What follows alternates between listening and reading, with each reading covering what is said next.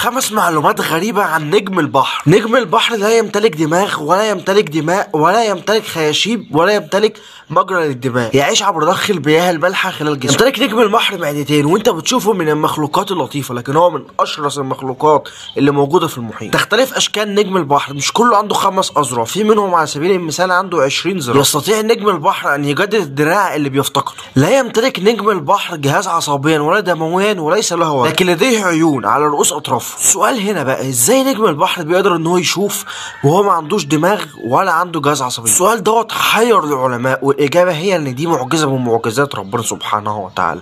ربنا سبحانه وتعالى يقول كن فيكون. ما ننساش بقى تعمل حاجه مهمه، تصلي على الرسول صلى الله عليه وسلم.